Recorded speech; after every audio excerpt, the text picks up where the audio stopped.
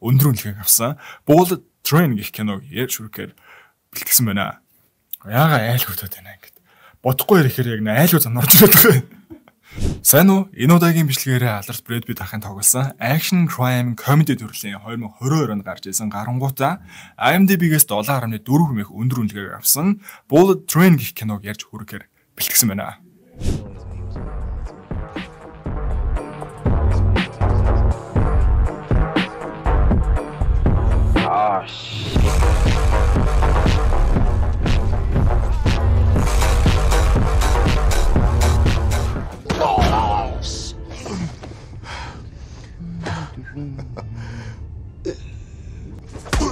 За мөн Univision хэрэглэгчдэд 7 хоног бүр нэг удаа хэрэглэгчдэд шинэ орсон кинонуудаа онцлон мэдээ болгож имэйлээр явуулдаг болсон байлээ.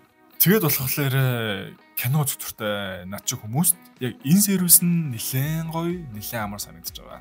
За өнөөдөр юу үзэх вэ?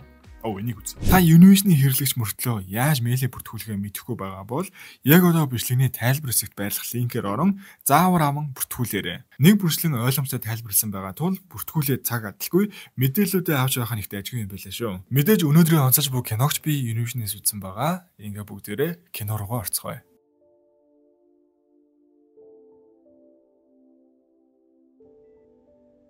Кино маань имлэгт өндрөөс түлхүүлээд унж бэрцсэн хүүгийнхээ хажууд шаналж буй аав Кимурагаар эхэлнэ. Тэгсэн түүний аав ирэн ачуугийнхээ биеийн байдлыг хэр байгааг асуун эцэг хүний үүрэг бол гэр бүлээ хамгаалах. Чи тэр үед хаана байсан юм гэх мэтэр нилээн зэмлдэг. Үүний дараахан манай гол зөрүүдийн нэг болох хөлсөөр даалгавар гүйцэтгэгч залуу маань гарч ирнэ. Энэ удаагийн ажил нь түнд гинтл орж ирсэн бөгөөд уг нь өөр хүсний алуурч явах ёстой байсан ч тэрнийх нь бие өвдөд чөлөө авцсан. Шан харамж нь нэлээд өндөр болохоор мань хүн оронд нь за би явчих гэсэн шиг байгаа. Түүний ажиллагааны нууц нэр нь Ladybug. Дуутахад хэцүүм чинь багийг гээл явчээ. Мэдээж мэрэгжлийн хүнчгэлээ айгүй сонио. Байнга л түүнийг азгуудталтайгаж явдаг. Ажиллагааныхаа өмнөхөн өөрийн гар дуурах ажлын багаж хэрэгслүүдийг бэлдэж аваад галт тэргэндээ сууна. Энэ галт тэрэг нь 16 хэсгээс бүрдэх бөгөөд 10 нь economy, 6 нь first class судлуудтай. Уг нь манай хүний хийх даалгавар нэг жижигхэн цүнх хулгай хийгээд л болох юм байна. Нөгөө ах хүүчин ч гэсэн энэ галт тэргэнд суудсан. Хүүг нь хороох гэж оролцсон хүн энэ галт тэргэнд бүр тэр судал дээр байгаа гэсэн мэдээлэлээр шууд алах гээл хайж очино. Тэгсэн нэг жоохоо охин байж таарад ёстой уушлаар эдэргээл явахын завдалгүй мань хүнийг ухаан алдуулаад унгаана. Хүүг нь алах гэж оролцсон хүн нь энэ хүн мөн л гэсэн үг.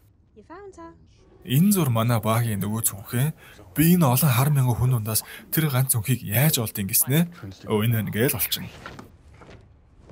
Мөн энэ хоёр ч гэсэн мэрэгжлийн алуурчид мөн л өөрсдөө даалгавраа биелүүлээд энэ галт тэргэнд яваа.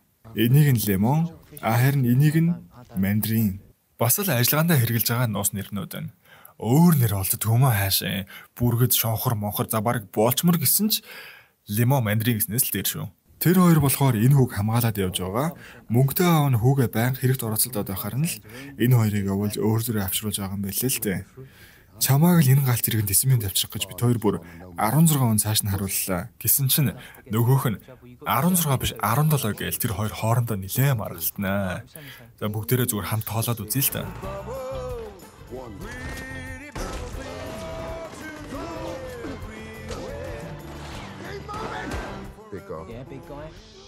За тэгэхээр энэ хүүгийн аавыг цагаан өхөл гэдэг. Нэрнээс нь харахад л айхтар гар гэдэг нь тодорхой. Айл үзээ манай багигийн аваад явчихсан цүнх нь энэ хоёрох байсан болж таардаг. Тэр цүнхийг нь мөн цагаан өхөл хөрвүүлж өгөх даалгавартай юм билээ. Тэгсэн яхавд нөгөө цүнх нь байхгүй болсон чинь одоо бөө юм болно шүү дээ. Лембэг тэгэхээр нь хоёулаа цүнх нь байхгүй ч гэсэн хүүг нь ядаж авчирж байгаа юм чинь гайгүй л үдэ те гэсэн чинь жүрж түнд тайлбарлаж өгнө. Цагаан өхөл гэж яг хэм болохыг. Минигэшиг их аимшигтай хэрцгий Японы хамгийн том мафийг хатгадаг толгойлогч байсан юм байна л да. Мафд бүхэл зүйл шудраг. Түүн дээр Оросоос дөрвөж ирсэн өмнө нь тусгай хүчнэх байсан гэх залуу баг багаар итгэлийг нь олж аван ранк агсаар Минигэшигийн хамгийн ойрын зөвлөх хүртэл болтлоо томорсон юм. Нэг л өдөр Минигэшиг алж Японы хамгийн том мафийг захирах болсон. Тэр Орос залуу хожим нь өөрийгөө цагаан өхөл гэж нэрлэх болсон ажээ. Тиймээс цүнхийг олохгүй л бол хоёулаа арьсаа амьдаараа өвчүүлнэ. Тийм болохоор гэлцээ гээл хүүдэр буцаад ирсэн чинь Хүүг айл үзээ амьдэр налчсан байх нь тэр. Гэхдээ за амьдэр налчсан байх нь ч байх уу. Алаа авчихсан байх нь тэр. Ингээ энэ хоёр хүүчгүй, цүнхчгүй. Энэ үеэр Баги энэ удаад чараа азтай амархан даалгавар байлаа шүү. Дандаа л бас азуудны жүү ах үдэ гэсээр галт тэргээс буух гэтэл энэ залуу Чон гэдэг Мексикээс гаралтай тентхийн зартай алуурчин хормоо аж байхад нь хормон дээрх бүх зочд нь бүр ихнэр нь хүртэл цусаар бөөлжөж хордож өгсөн юм байлээ л дээ. Тэнд манай хүн зөөгч хийгээд явж таарсныг ч хэлэх үү, өшөөгөө авахаар ирсэн нь. Би өстө чамааг алж өшөөгөө авна. Гээл учир зүггүй баруун зүнгээ байрал байснаа эцэст нь өөрөө хүчтэй.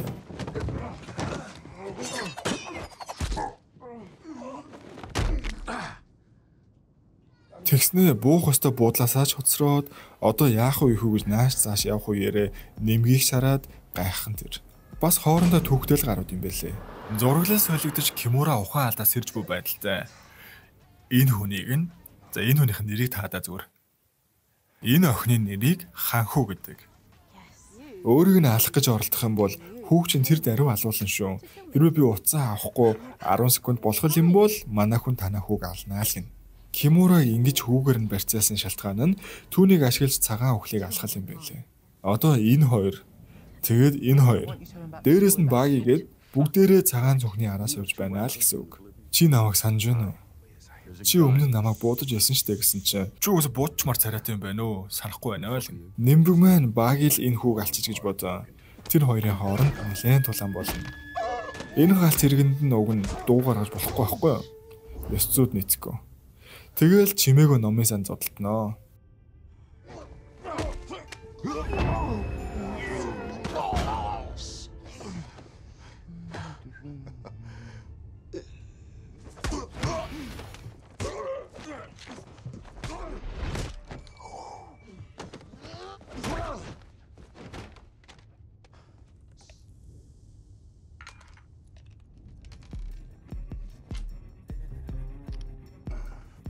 Энэ хоёр Ханху Кимура хоёр зүгээр шиншилж яваад л нөгөө цүнхээ олчихно.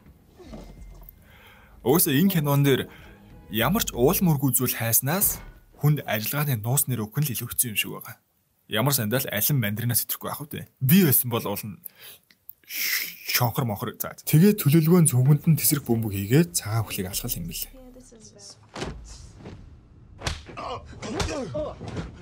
Нэгэнт хүүг нь амьд аваач гэж чадахгүй юм чинь ядаж алсан хүнийг нь хуйлаа аваач тушааяа л.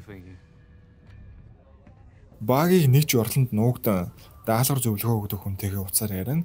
Энэ галт зэрэгэнд хоорнот гэж бас хөлсний алуурчин явж байгаа юм байна гэх мэдээллийг авна. Мэдээллийг дүнгэж аваад байж л жүрж түүнийг олж ирнэ. Улмаар энэ хоёрын хооронд нэлээд зодон болдог. Ийд зодлож байхад нь үүслэгч орж ирэн уух зүйл санал болгоход өө мань мөнгөө марчиж чи төр төлчих мөлчих гэж мэгцэн.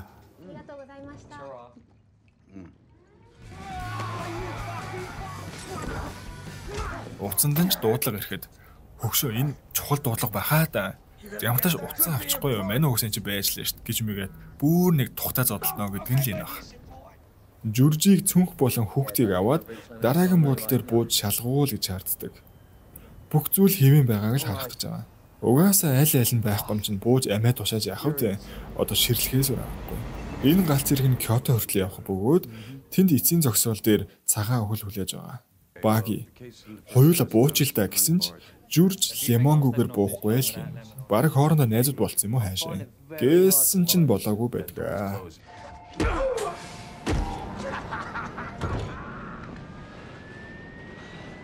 Лемон маань явж байгаад Кимура Ханху хоёртой таарах бөгөөд угаас л мэрэгжлийн хүн учраас энэ хоёр нэг л сэжигтэй санагдаа. Та хоёр цүнхийг авсан уу? Гэхэд Ханху гинтл худлаа том нулимс сунгаан. Энэ хүн намайг барьцаалж яваа гэдэргээл. Тэрэнд нь ч тийм амар хуурдахгүй. Та хоёр нүдэн анж байгаад аль нь ахалж яваагаа гараараа заал гин. Аль заасныг нь л ална гэсэн болохоор мэдээж Ханху өгчүүл хүүн өгөх тул өөрлөгөө зам буудуулдаг. Кимураг 0-ийн өрөөнд хийж орхиод дөнгөж байжтал Ханху түүнийг хид буудан алхан тэр. Баги буцан ирж цүнхээ хийсэн газараа үзэхэд цүнхэнч байснараа байж л яадаг. Нөгөө Чон гэх залуучин нуг нь Багийг биш Хорнетийг л алах гэж энэ галт зэрэгэнд орж ирсэн юм байлаа анхнаасаа. Тэр Хорнет гэгдэх гайхал нь Цагаан өхлийн хүүгчмөө асан хүмүлж таарж байгаа юм. Харин Хорнетед хүүг алвал тэр зүнхтэй мөнгө чинэглэж даалгавар ирсэн юм байлээ. Энэдийн даалгаврууд яатсан цаваарсан гэхээр бүгдээрээ Хорнет занглаатай юм байна. Хорнет гэх энэ хүүхэн нь угаасаа яг энэ хорны талаараа мэрэгсэн алуурчин байдаг. Багитай зодлож байхдаа энэ хор чамд хүрээл болж 30 секундын дотор л үхэн гээл амар сүр юм ярьж байснаа өөрөө хатгуулад наачнаа. Ерөндгөө өөртөө тарих гэж байсан чинь багийн тэрийг нь авч өөртөө тарьснаа. Чамд ахаа нэг экстра байхгүй мó? Чи одоо бидээ хоёрыг аваа авчаад яадаг бүгөр ямар таталцсан алуурчин хэрэг чам шиг буудал дээр тэрүүлж хоцорсон жүрж галт тэргэндээ буцаа сууж амжсан байх бөгөөд одоо бол багитай жинхэнэ яриа хөөрөө байхгүй л байж таараа. Явж байгаад үхсэн андынхаа цогцыг болон өө гашууд автхан тэр. Хэдий хүүтэн цус хөлсний алуурчин ч гэсэн өстө ганц жинхэнэ анд нь байсан юм. Өөрийнхөө нандинж хайрладаг зүйлтийг шүлдээгээд түүнийг орхин цааш явна. Одоо бол жүрчүүд цагаан өхлөөс айж байгаадах шалтгаан байхгүй штэ. Айдгаа авдрандаа ичгсэн. Хоёулаа Кёто дээр уулзъя бандмин гээл. Гээ цаашаа явж байгаад ханхүүтэй таарахад өнөөгч нь өөлдгээрээ өөлн дуулан жүжнэ. Яг зүгээр явуулах гэж байгаад нуран дээр нь лимоны авч явдаг стикер наалцсан байхыг харж энэ өхөн лимоныг алсан юм байна гэдгийг ойлгоно.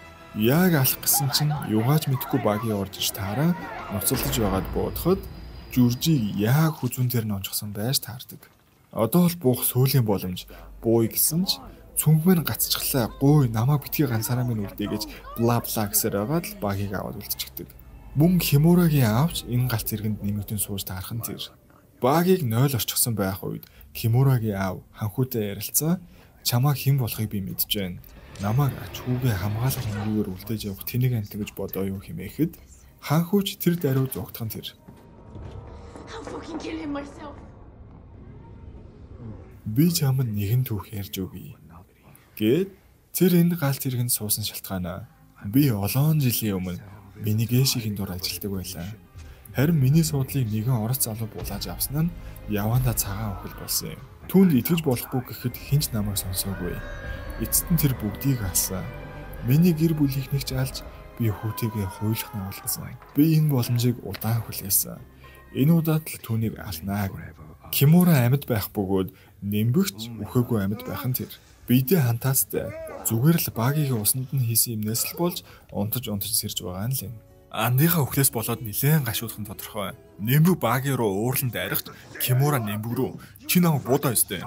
Чи миний андыг алаа өстэй. Гү чи намайг буудаа өстэй гэж хооронд бөө ирүүл болно. Болцгоо. Бид бүгдээрээ л одоо нэг дайсантай. Тэр нь цагаан өхөл.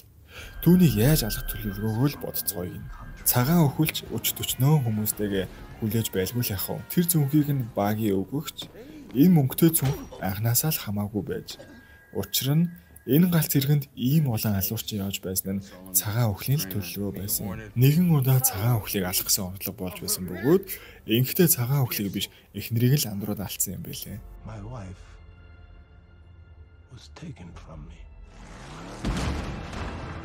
Товчхондоо эхнэр нь хэрэгт орсон хүүгээ суулгахын тулд тэр өдөр нөхрийнхөө оронд машинтаа гараад явж байсан. Нэмбэг жүрж хоёроос болж цагаан өхөл нэг газар завгүй томилтоор явцсан байх үедээ таарад өөртөө нандуурж эхнэр нь осолд орсон. Эхнэр нь осолд орсон ч хагалгаагаар амьд үлдэж болох байсан ба Хорнет яг эмчийг нь хувийн шалтгаанаас болоод алчсан байж таарсан. Тэгэл Хорнет орж өөрийнхөө хүүг алуулсан.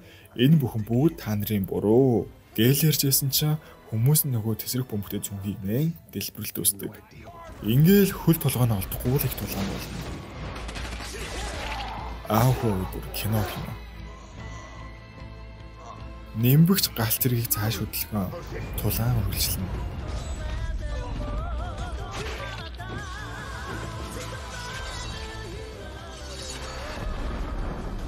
Дөнгөс хайхны хөдлөгчөөд одоо буцаага зогсоох гэж чадахгүй. Чамайг бууцныг уучлаарай. Хоёулаа одоо жинхэнэ ах дүүс боллоо. Манай нэмгэл хөөрхий өөрийгөө золиослоо. Цагаан өхөл Кимурагийн аав хоёрын ч тулаан болно. Цагаан өхлийн гарт яг өөх гэж байсан чинь аз уушныг юм галт зэргийг амжин зогсоон байтал өрөөр хэрэгдэг. Галт зэрэг нэгэнт ирчийг авсан байсан тул зэрэглэх тосгон руу цөм мөргөж ороод ослын буулт юм.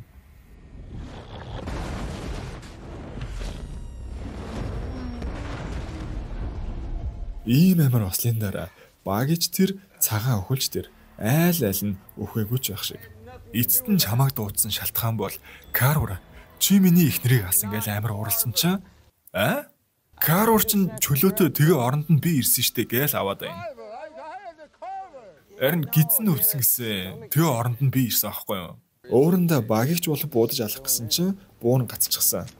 Өөргөө аваад буудсан чинь тэр нөгөө охиных нь буудвал өөрлөгөө буутахаар тохирохотой хийгдсэн бууж таарад цагаан өхөл маань тэр дороол өгөхөн тэр. Ханхүүгийн цагаан өхлийг алах гэдсэн шалтгаан нь аав нь өөрийг нь оог тоодгүй дандаа л ахыг нь гэдэг байсан бла бла.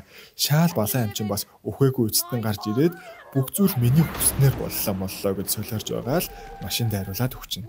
Эцэст нь ингээл багийн маань өөрт нь даалгавар зааварчилгаа дээр өгөөд байсан оператор нь ирэхэд чи надад санаа зовоод ирсэн юм уу өнтрийгээд түүнтэй уулзсан их баярлж сэтгэлээ хэлчихэж буугаар кино маань дуусна.